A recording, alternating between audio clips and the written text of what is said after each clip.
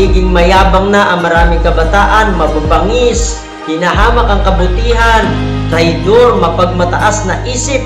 Kaya po, naitatanim sa maraming tao, lalo po sa mga kabataan ngayon, ang magagaliting ideolohiya.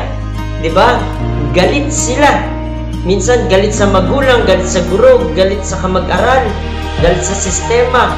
Yung kaisipan, biruin mo, mahusay siya kapag nakapatay siya ng marami. Magaling siya kapag siya po ay napakasama. Maling mga kaisipan. Ano po, yan ang binibigay sa tao. Kaya mapanganib sa panahon natin ngayon. At bilang Kristiyano, we should have a determination. Despite of the deception of this world, the system of this world, bukod pa sa demonyo, di ba, na ginagamit po yung iba't ibang mga laro o mga platforms at mga tao din na ibig ang kasamaan, we should have a determination. Tayo maging determinado na mamuhay sang-ayon sa salita ng Diyos, ipangaral ang salita ng Diyos, at sabi pa po rito, nalalaman mo ang banal na kasulatan na makapagpapadunong sa iyo sa ikaliligtas sa pamamagitan ng Panginoong Kristo Jesus. Napakahalagang maipakilala sa mga paaralan, mag-umpisa dapat sa tahanan ang Panginoong Kristo Jesus na nagdudulot ng kaligtasan dahilan sa kanyang pag-ibig. Bagamat siya ay Diyos, nagkatawang tao, walang imposible sa kanya, pinadama ang pag-ibig sa atin na nung tayo makasalanan, siya'y namatay para sa atin at muli siyang nabuhay upang tiyak nating matanggap ang kaligtasan na kanyang ipinagkakaloob sa pamagitan ng pagsampalataya sa kanyang sakripisyo doon sa krus.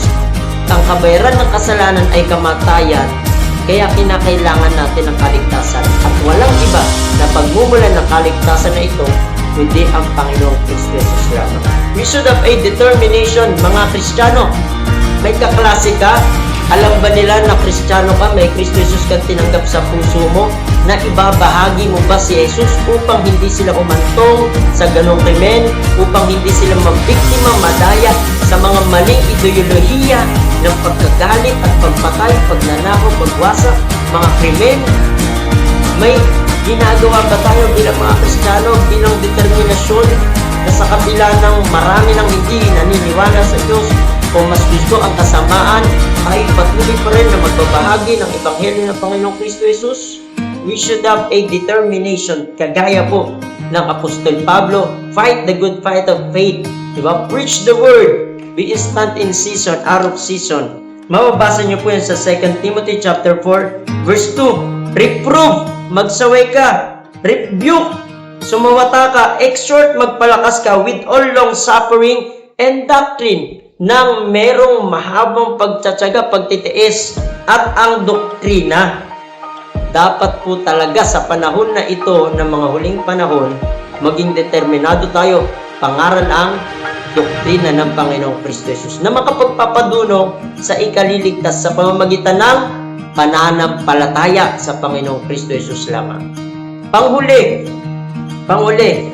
ano po ba dapat ang meron tayo sa oras na ito? Number 1, despite of the deception of this world, we should be determined to preach the word, to live the word of God, to be as an living epistle na binabasa ng tao, na makita nila pag tumingin sa atin ang pag-asa sa Panginoong Kristo Jesus.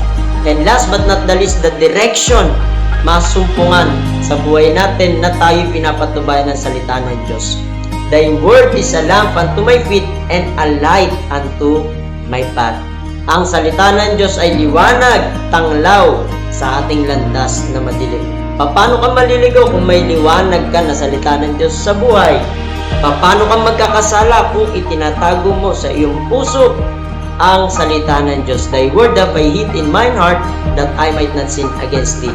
Paanong mamamaril, mananakit, mambububog ang isang taong may takot sa Diyos, may pagmamahal kay Kristo, na ang utos ni Kristo, ibigin mo ang Panginoon mong Diyos ng buong puso, buong isip, buong kaluluwa at buong lakas, at ibigan mo ang iyong kapwa gaya ng iyong sarili. Pag nagkagayon na ipakilala si Kristo, sinusunod si Kristo, ipinapangaral si Kristo, hindi na magaganap ang ganyang mga insidente. Kaya bilang pagtatapos, halip po kayo, ipangaral natin si Kristo Jesus. Proverbs 22:6, train up a child in the way he should go, and when he is old, he will not depart from it. Mga magulang, turuan ang inyong mga anak sa landas, sa daan na dapat niyang tahakin. Sino ba ang daan sa Biblia? Sa John 14:6, Jesus said unto them, I am the way, the truth, and the life. No man cometh unto the Father but by me. Si Kristo ang daan na dapat ituro sa bawat isa upang sila pagka lumaki, hindi nalalayo dito, hindi nila magagawa yung mga ganong kasalanan, ganong mga krimen, at magiging masaya ang ating buhay, ating bayan, ang bawat pamilya. God bless po sa bawat isa.